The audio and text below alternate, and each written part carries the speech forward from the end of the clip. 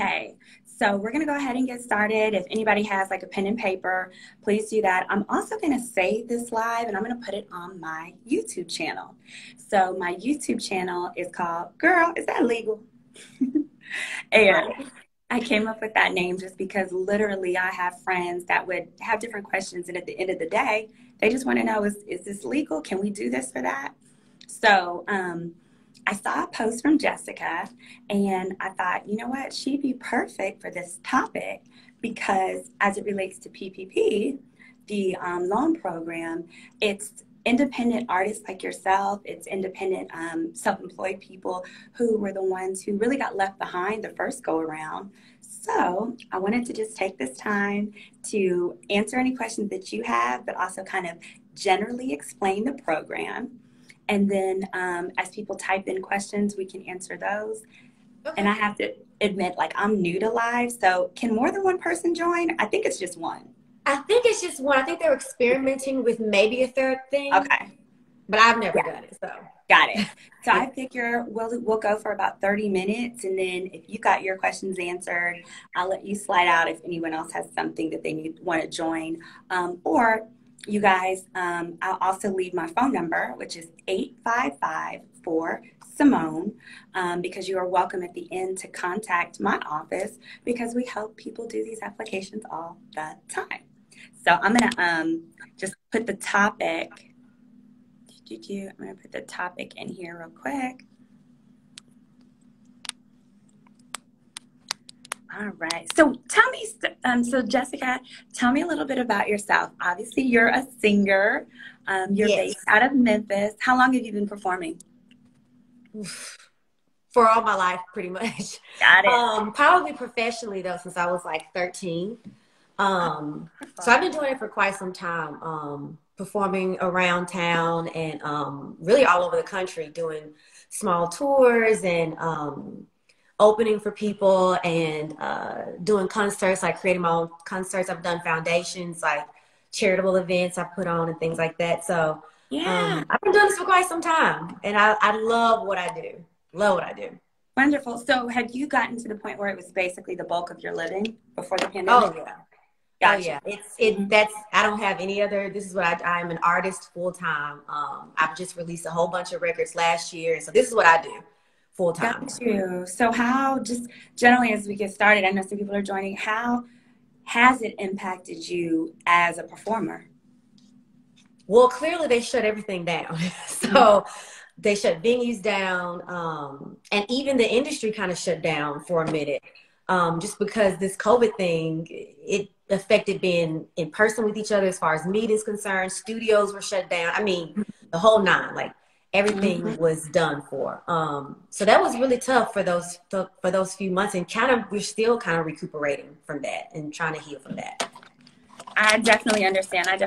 Especially, I've actually represented a number of entertainers. Funny enough, entertainers and self-employed people are actually the easiest people to help complete these applications. Why? Because you don't have any employees. Ah, well, that's the paperwork.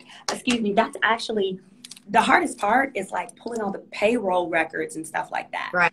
So first, I'll just guys give you the quick outline. We're not going to take forever because I love to allow questions because that's how you learn. So the first part, we're just going to talk about who qualifies and for how much.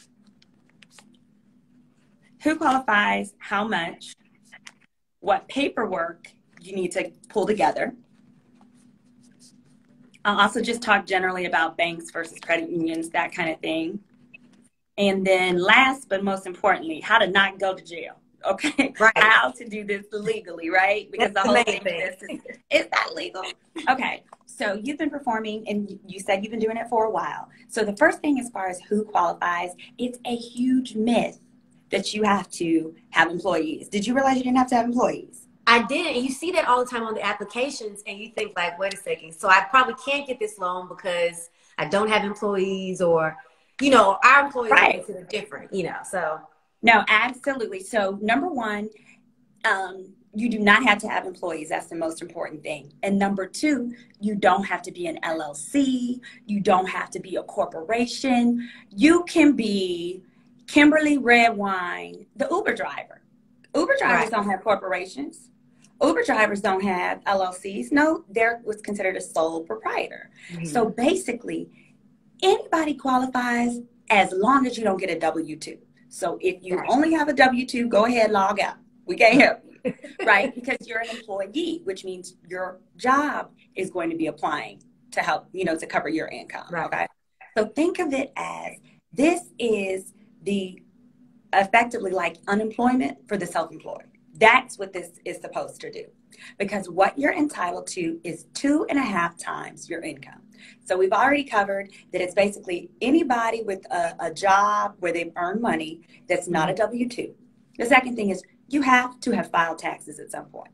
Now it's okay if you didn't do 2020. But like I have some people come to me and they're like, oh, I haven't done my taxes in 7 years. Can't help you. Can't help you. Well, can't help you there. No, you can't help you. Because and I'm gonna pull up one of the templates as I get talking so that you'll have an idea too. But no, one of the main things is they understand it's a pandemic. Nobody was expecting any of this. Also, what month are we in? February. Nobody's done their taxes yet. So when we get to the part where I talk more about the documents, just know you do not have to file your 2020 taxes yet. It's okay if you just filed your 19, but you at least need to have done your 19. Okay. Now, if you haven't done your 19, I have a little trick for you. Go to irs.gov and Google get a transcript. I sent you this link before we started, right? Yes. It's super easy and it's free. It was very easy to get into. I clicked right into it. Everything's self-explanatory. So yeah. So if you haven't done your 19 taxes yet, but you need to quickly do them, here's how you can get away with it pretty simply. And in fact, you may have some banks where if you pull this document, it's called your IRS wage transcript for 2019. You can grab that. It's free.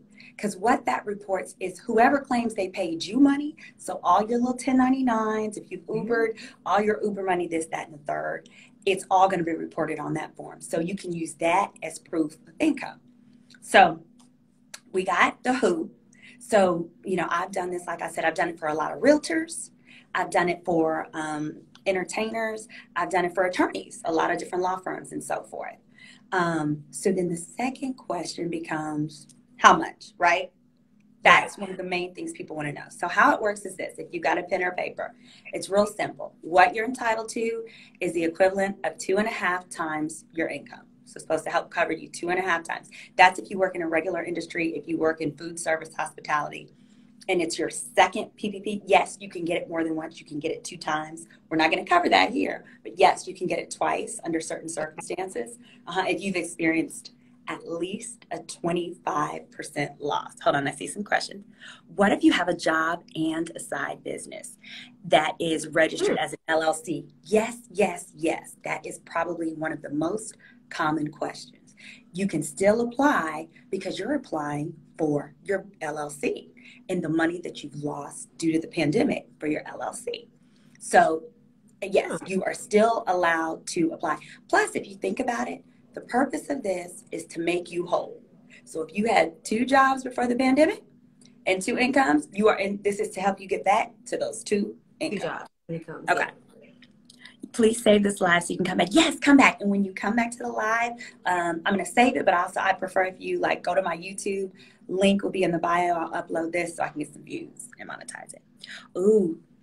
Someone's asking, do they pull the credit? So that transitions us into what document, what proof do you need? Number one, no ma'am, no sir, they do not pull your credit.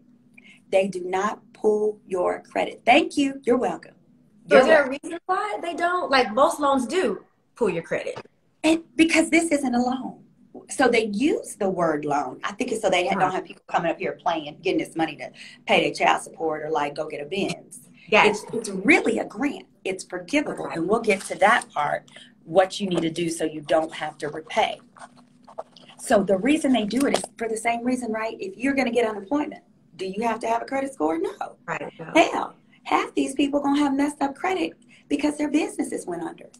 you know, because their doors were shut. So it would be unreasonable to require you to have great credit to effectively get what is simply unemployment.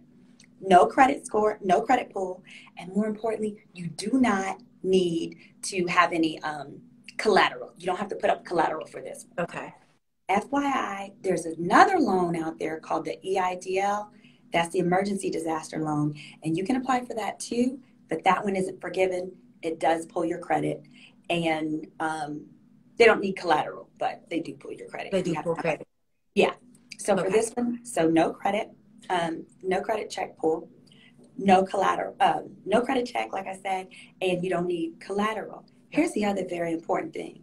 Now, I've been telling y'all for the longest time y'all need to get LLCs. Missy, do you have your LLC? Have you structured an LLC yet? Jessica? I'm working on mine. Okay, here's why I'm working on it. Mm-hmm. You need it for your deductions, but more importantly here, if you get this loan and you have an LLC or an EIN, because it is possible to have an EIN without an LLC, then what happens is the loan is tied to that EIN, which means if for some reason you had to file bankruptcy as that business, if your business went under, they can't come after you personally for the money. They can only get it from whatever your LLC has.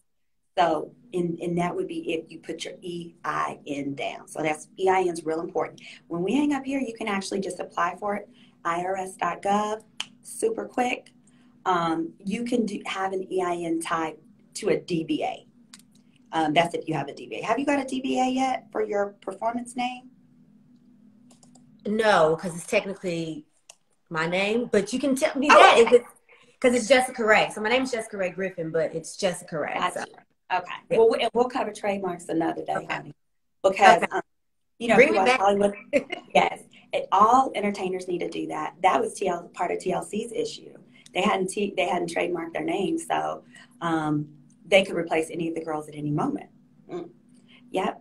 But, okay, going back to topic. So we're talking about the documents that you need. So the first one is going to be, y'all see I broke my nail skin. The first document you need is simply going to be your PPP application. Super simple. The bank will give it to you. Let's see if I can pull it up real quick. PPP.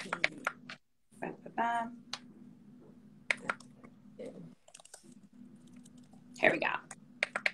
Taking notes just like everybody else. Sure. So it's opening up. My apologies. I wanted it to be clear. My computer's real old, so it's not very clear. Here we go.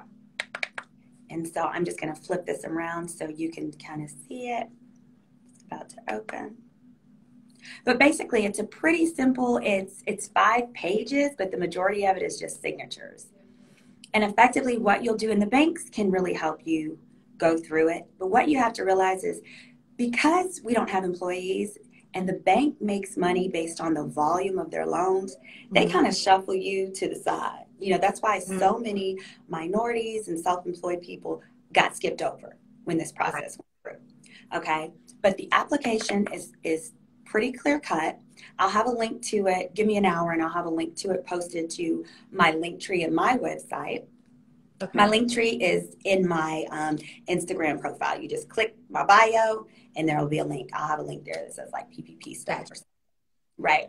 But so, excuse me, the application just asks you for your legal name. It asks you, and that's where if you have a LLC, you put that. If you have a DBA, you need to put that. If not, that's fine. You don't have to. You don't have to. Here we go. And it's a free, because, you know, some people have a application fee or whatever. No. Free. So the banks, it's free for the banks. Different entities charge money, and I'm going to flip this around. Different entities charge money to help you complete it, but the banks don't charge you. Okay. So you can always just take your time and do it with the bank. But basically, as you see here, look at that. What does that say at the top here?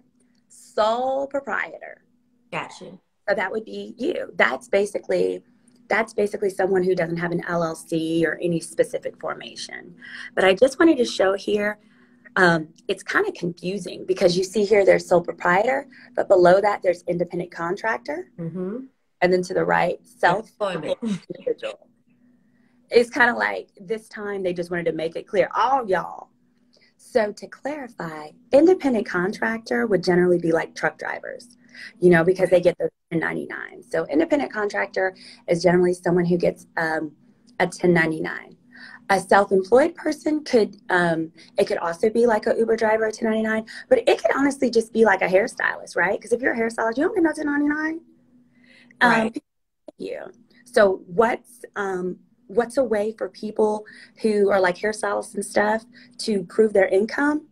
You want to use PayPal. If you use PayPal, Cash App, Venmo, you'll want to run a report for things like that. That way you have a clear like record. You can combine a clear record of the money you made last year. Okay. Now, how were you generally paid? Like W-9s? How were you generally paid for your performances? 1099 mostly. 1099, perfect.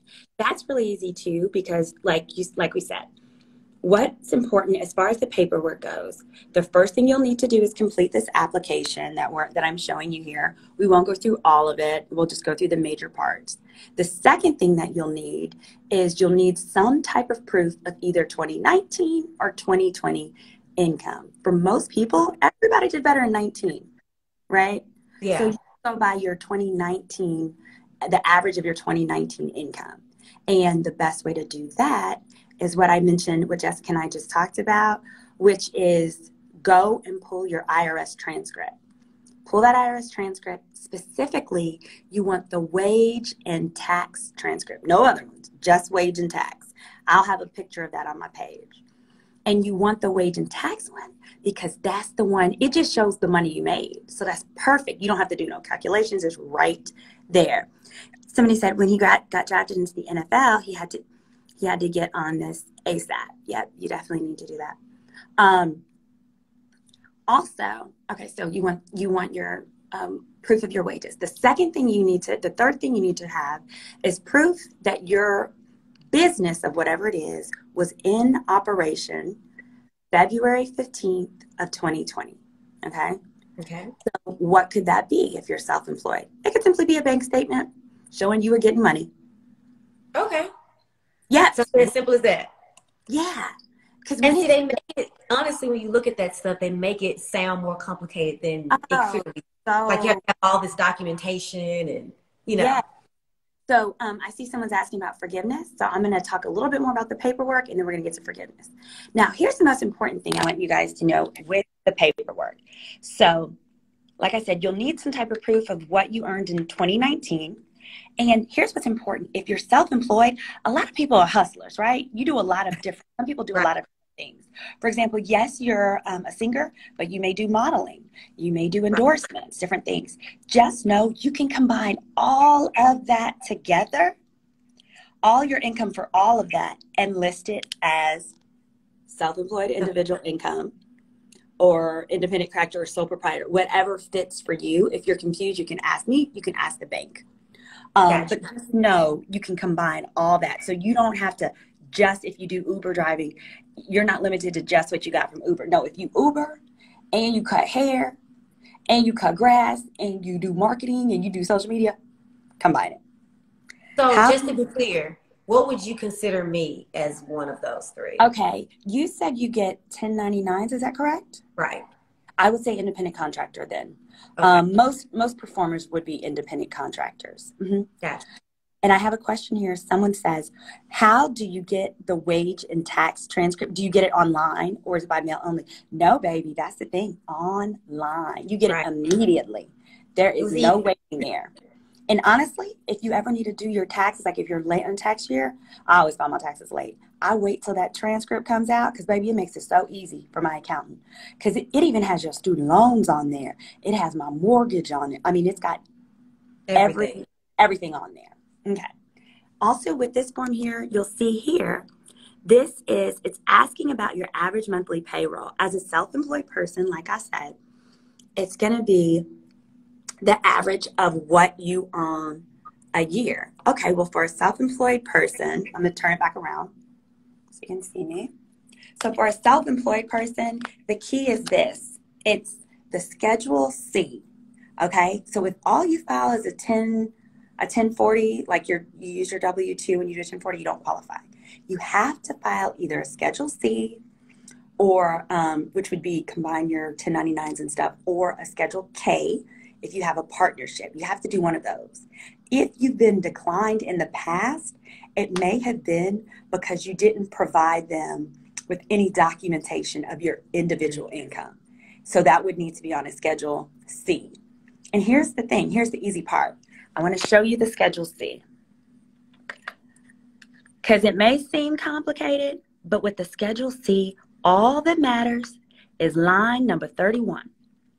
It's line 31, and that is called, here we go, I got it on here. I'm going to open it up. Sorry. Oh, sorry, I'm all in my face, my bad. Basically, because your Schedule C the form is called the profit or loss for business form, right? So that's why if you're an LLC, you can use it. If you're a 1099, whatever. But I'm going to open it up real quick. But basically, the bank determines what you can get strictly by line 31. Let me show it to you. This is where people mess up. Okay. Let me flip this around. Next time, I'm going to get better at this so I can do a screen share on my laptop. Okay. But basically, you'll see here, line 31 says net profit or loss.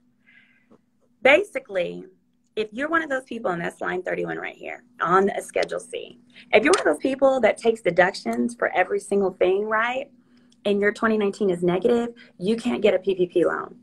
Okay. Well, I'm sorry. If your 19 is negative, then you'll need to base it off 20. So you can get it, but both years cannot be negative. And that makes sense because that's what you're saying is your income. But here's the best part, and I'll go back up to the top of it. Because it's 2020 and you haven't yet filed your taxes, the banks are letting you submit what's called a draft Schedule C. So literally in red, I just wrote up here draft.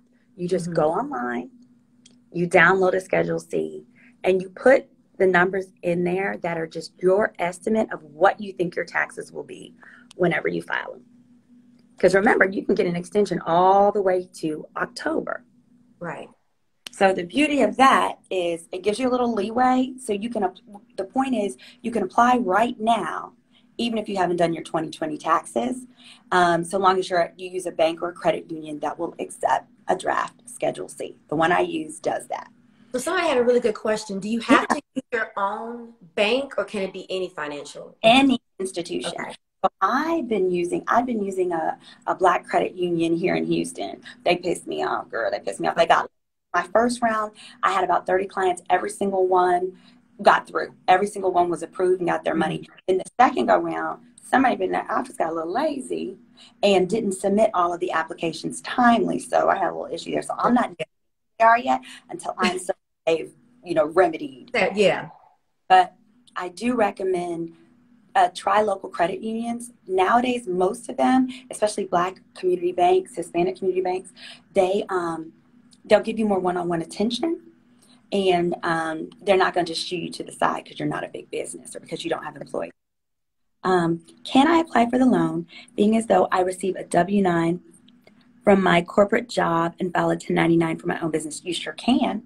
You sure can. So you would base it based on your 1099 for your own business, whatever that's called, whatever your business is called. And you said a W-9. I don't know. I'm not sure why you get a W-9 from your corporation as opposed to a W-2, but if it's a W-9, you might be some type of a contractor. So again, you can qualify through that. I see someone wrote he's in real estate and his line 31 has -65. Then that means, what you do if it's negative, remember you can use the numbers for 19 or 20. If your 19 is negative, then you'd use the opposite year and vice versa, because you cannot use a negative year. What that means is you made no income. So you wouldn't qualify for any PPP money. So I'm saying if you didn't have a profit, correct, if you did not have a profit, you cannot get a PPP because it's as though you did not earn income for that year. But remember, you have 2 years to pick from. You can either base it on 2020 or taxes and numbers, or 2019. But if you do 2020, it's my understanding that most banks want 2020 taxes to actually be filed, not the draft. It just depends on the bank. So for some people, I know you said that they definitely need to do their taxes. So if they haven't done 2019, correct, they would need to go and do 2020. Although you said we don't have 2020. You can ask your bank if they'll accept your wage transcript that I had you pull, the one that you get immediately online. Some banks are totally fine with that. If so, then you can just simply use that and base your calculations on that. Gotcha. Not, then actually you just take that wage transcript and you can pretty quickly file your taxes pretty promptly, and then you can use that. Okay. And as far as the amount, so the reason I was showing you the line 31 is because what you do is you take that number. So let's say that number on line 31 is 100,000. Okay. Then you divide that by 12. That's like 8,333. And then you'd multiply it by 2.5. That's what you're entitled to. And that's how you get to the 20,000. So that's why line 31 is so important. So if you generally take off every deduction in life, this ain't the time to do some if you truly need your PPP. Also, remember, if you've already done 19 and they're willing to accept a draft 20, you do have a little bit more leeway because it doesn't have to be identical. That's what a draft is. The draft says, I'm not sure yet. Maybe, yeah. Right. Somebody said, I'm jealous of Rashid. You better take this lady out. Oh, Lord, sir. Someone says, so I am one who took all deductions.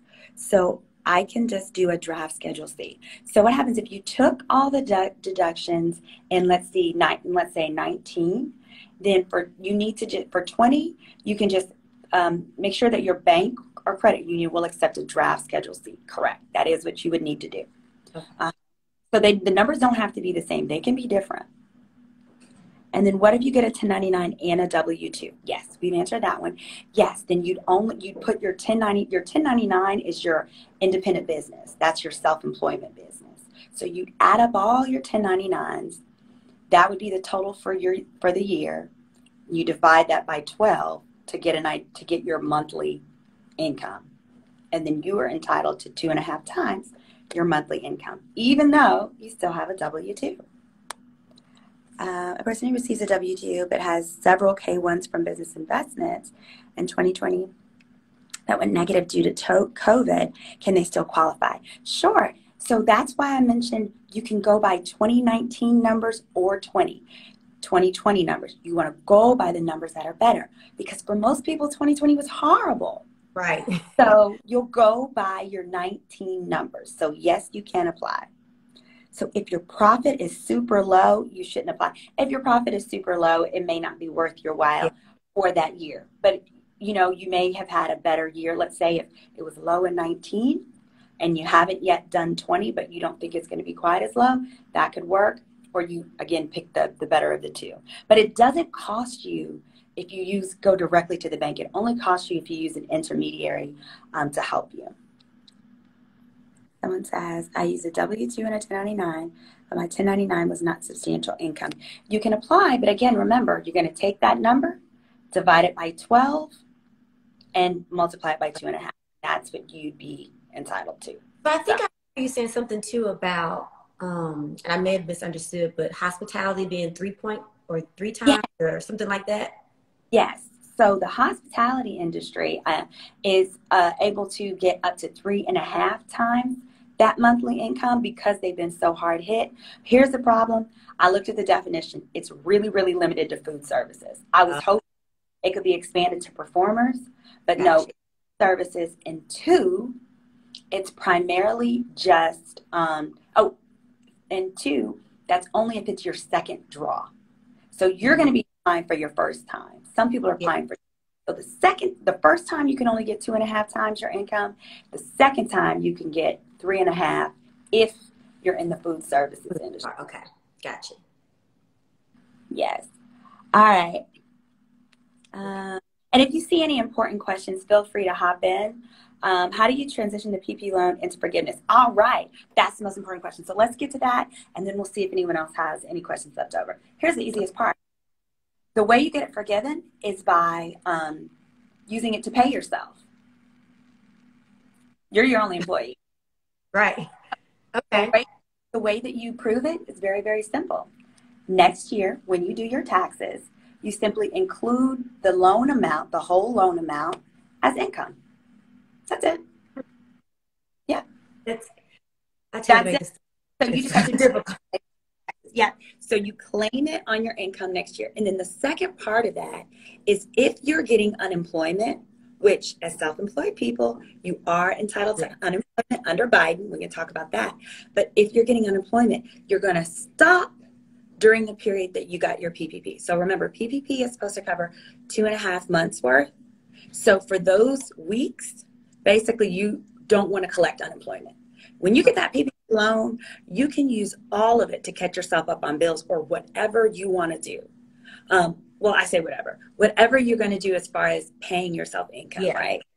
You just, what it is like for people who have businesses, they don't want them going out and paying their child support with it if they claim employees. Because you haven't claimed employees, if that is your income, you'll get the loan money. If you have a business account, it'll go to that. If you have a personal, it'll go to that. And then you just simply have to notate you cannot collect unemployment at the same time. And when you do your taxes next year, you want to make sure to include the loan amount that you get. So if you get the max is $20,800. You want to make sure that you list that plus whatever else you made for the year as income. So you're going to pay taxes on it. That's how you get it forgiven. And the best part is, I'll see if I can show you the form. If the amount that you get is under $50,000, which it will be because you don't have employees, it's just like a one-page form you have to complete. It's like one page, super simple. You don't have to provide any documentation. I'll see if I have it. Yep, here we go. Yeah, one page, super simple, not even complicated. My bad, 2 pages. But you don't have to provide any documentation. I'm just going to flip this around real quick so you can see it. This is how easy it is, y'all, to get your loan forgiveness.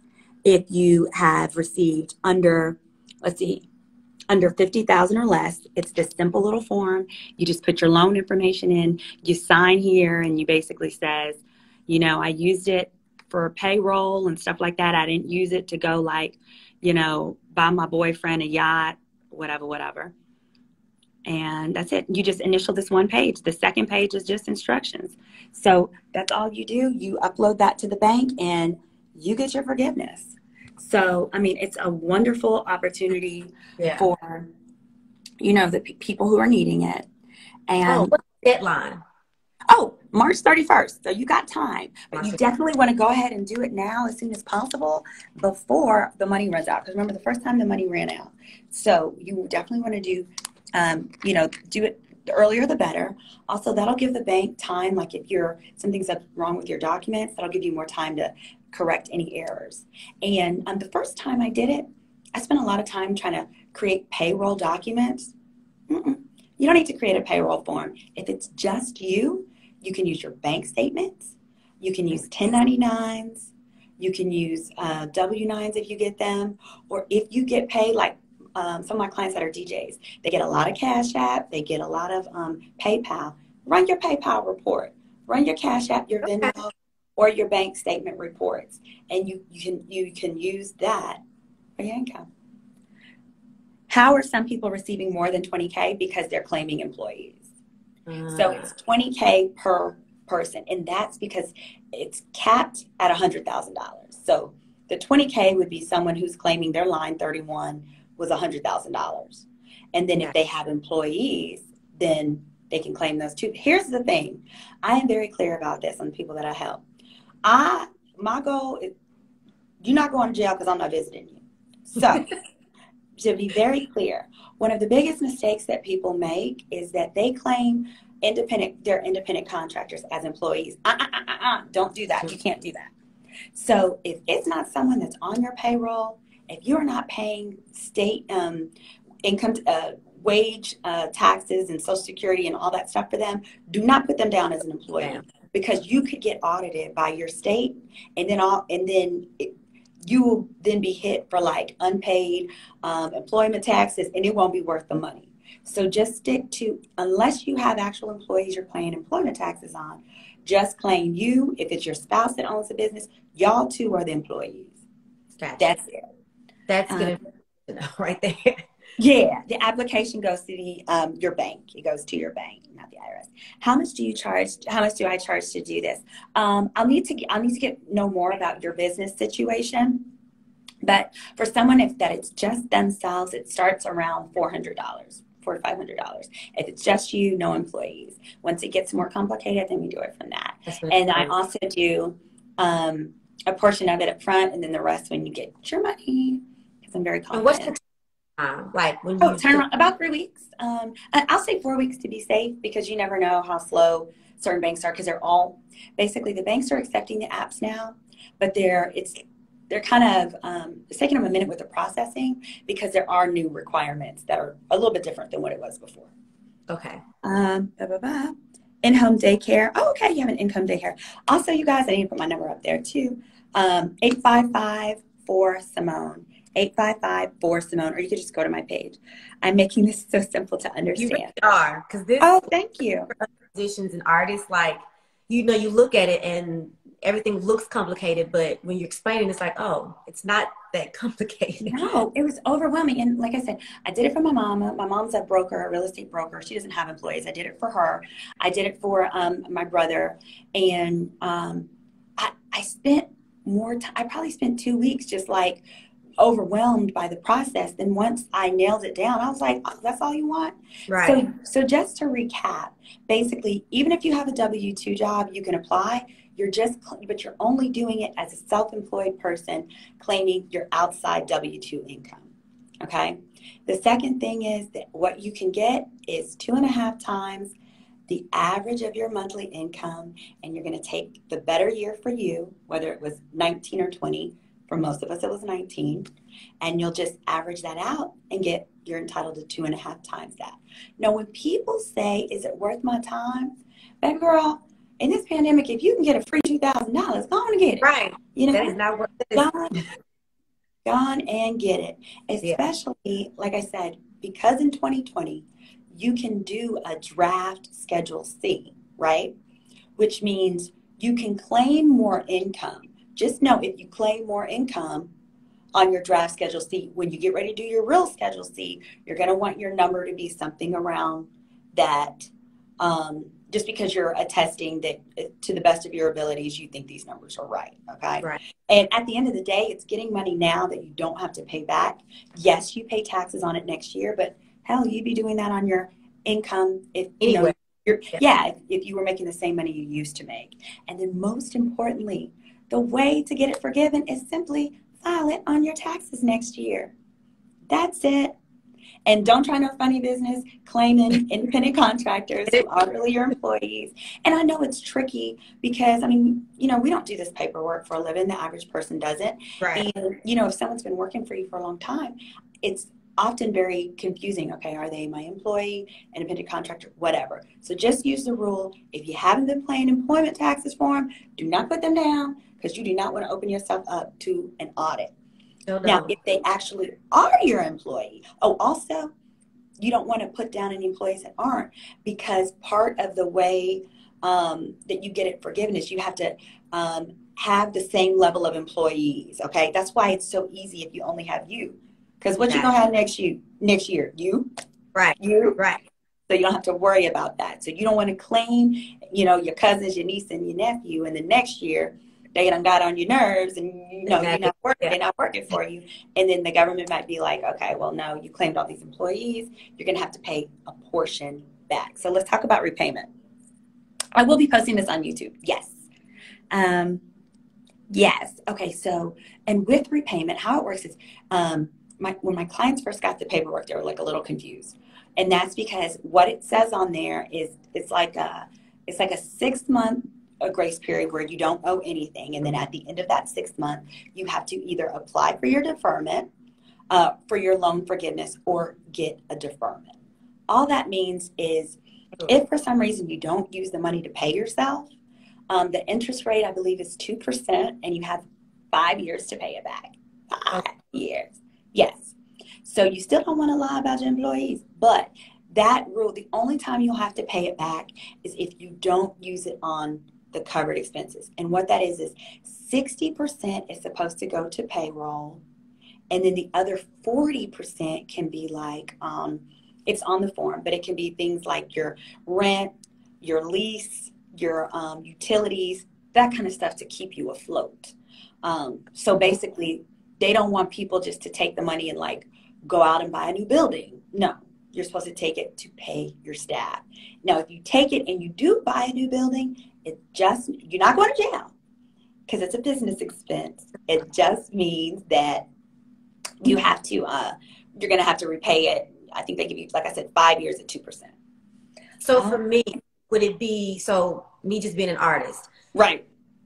For me, what would that be include? Pay yourself. Times me, like what does that include? Okay. So as far as what do you need to do so that you don't have to pay it back? Yeah. Okay. Pay yourself. That's it. So you're going to get it. You're going to get that money. You'll claim it on your taxes. And for I think it's for 2.5 months. For those 2.5 months, don't claim unemployment. Have you claimed unemployment? If you don't mind. I haven't. No, I haven't. That's it. Okay, y'all. Which I know. That's 2 things I need to do now. LLC. No, we've talked briefly before we started, but she actually didn't know that she can get unemployment. It's for you, ma'am. It's for you. Okay, so the big huff and puff, when everybody was complaining about the extra $600, y'all, it was because the majority of people who needed that were the self-employed, not the W-2 people, right? Because self-employed people don't have unemployment.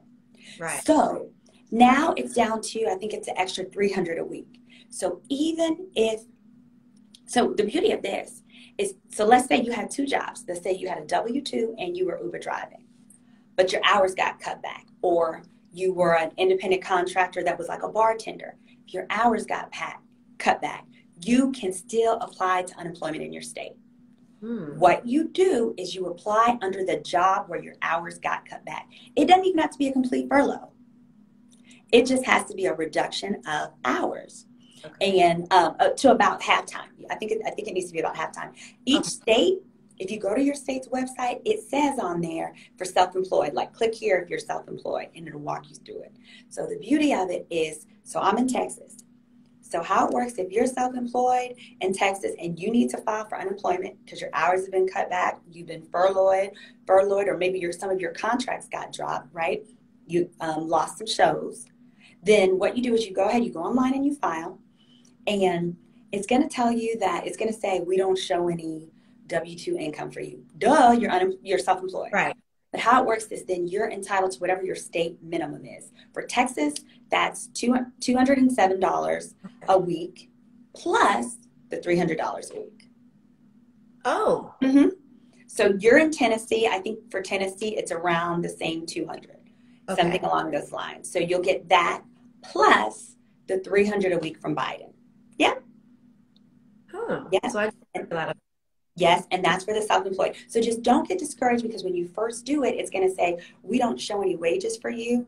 That's normal. It's still set on the old system. It says that because you're self-employed. You don't have W-2s, but you still qualify. You just proceed, do the rest of the steps, and you'll proceed through, and then you'll get your payment.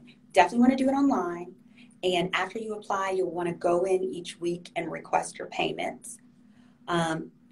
And you should start doing that now, even though we're going to do the PPP. Again, it takes like 4 weeks. Go ahead and you want to do your unemployment, you apply for it now, because guess what? It's going to take about 4 weeks to get your PPP money. Once you get that, all you simply do is you call in the unemployment each week when you have to tell them your wages, and you say, I received wages from PPP this week. Okay. So they would just stop it for that. For that week, right. Yeah. That's all.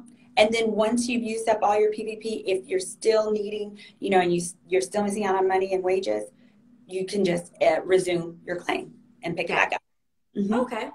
Can self-employed people get unemployment? Yes, you absolutely can. So that's what I was explaining. In Texas, it's a minimum of 5. Let's see, it's 207. It's a minimum of like 500 and some a week. The max is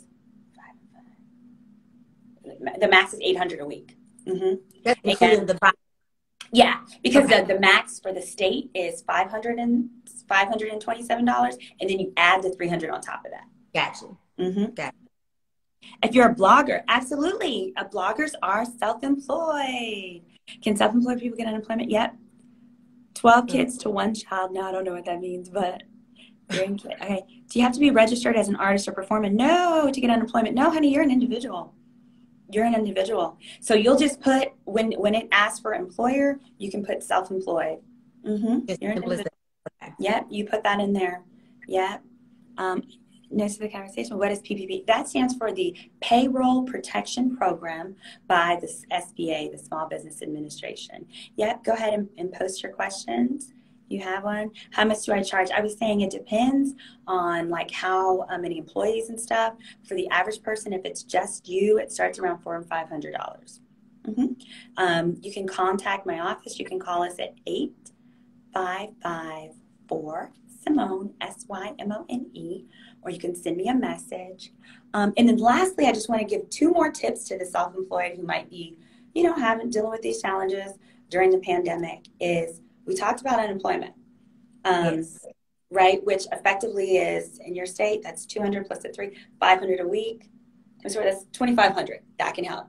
Second, we're in a rent moratorium. So if you're on unemployment, you're struggling with what? Paying your bills. Guess what? Right now, if you're struggling, if you make under 100,000, which is most people struggling right now, then what you can do is you can complete this form. It's on cdc.gov. I'll also have it loaded to my website. It's a declaration that simply says, I'm having trouble paying my mortgage.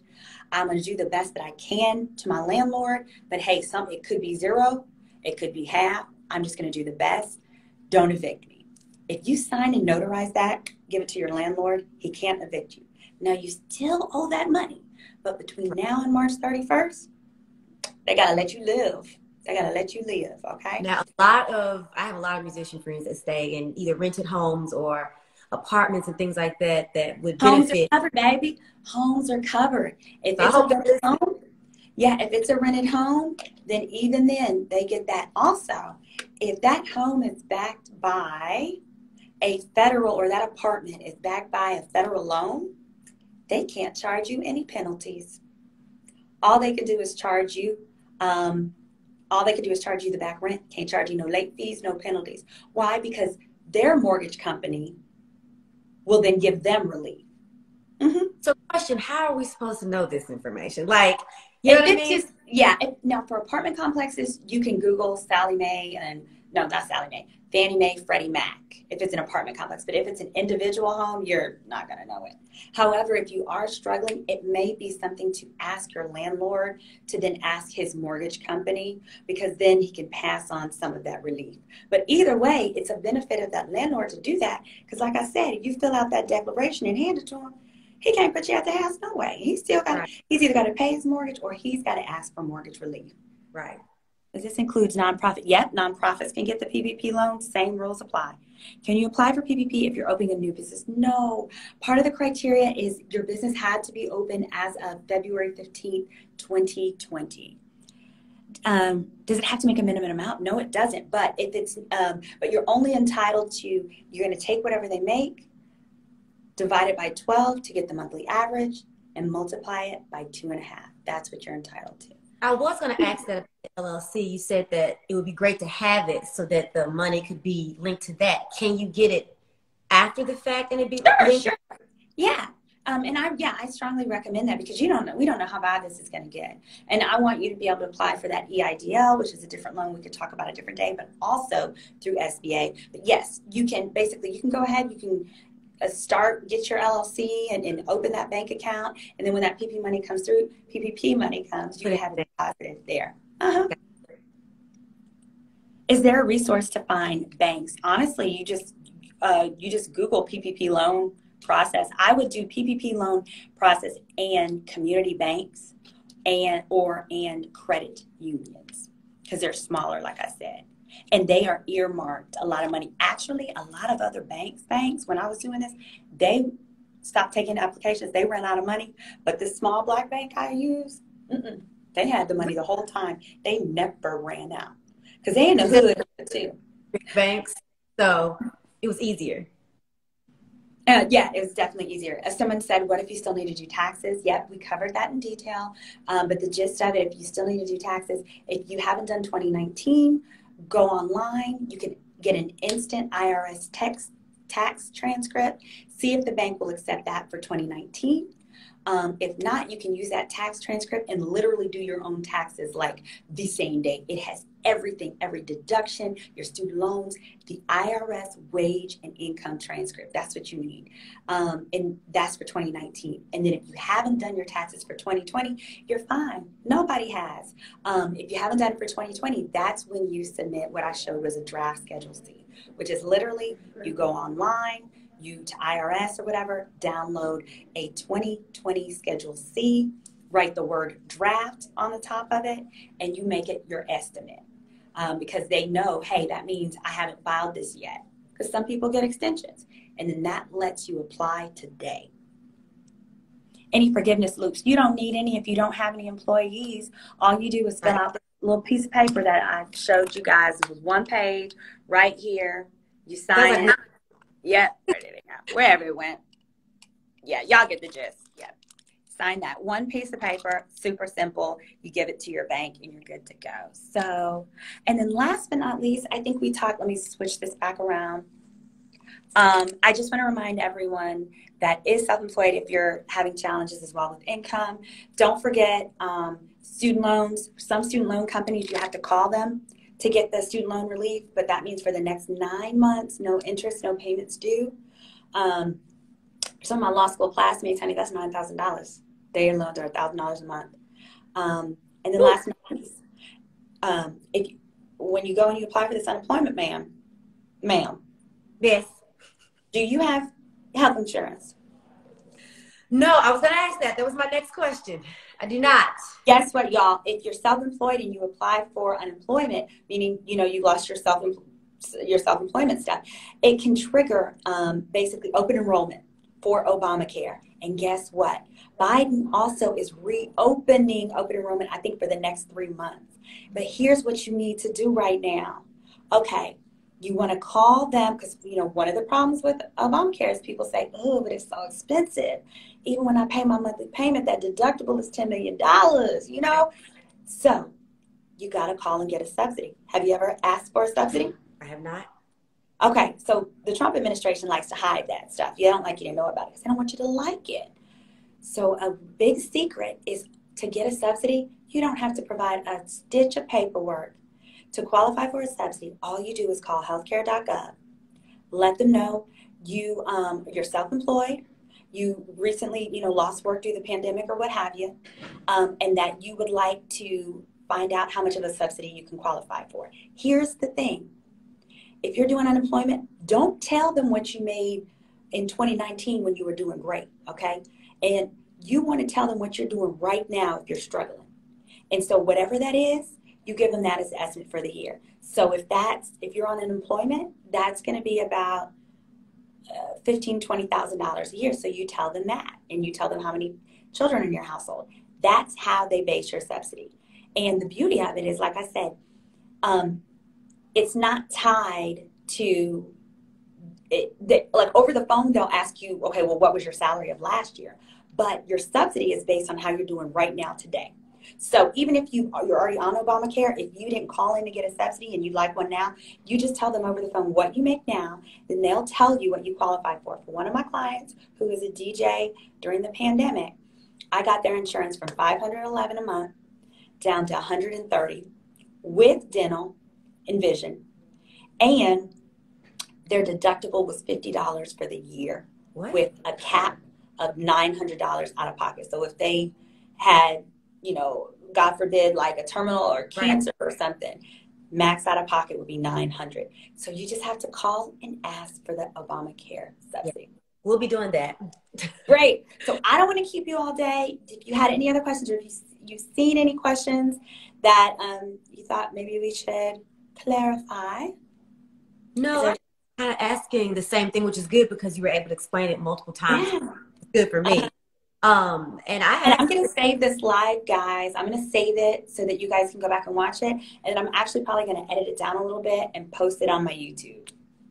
So I would really appreciate it if you share it, etc., etc.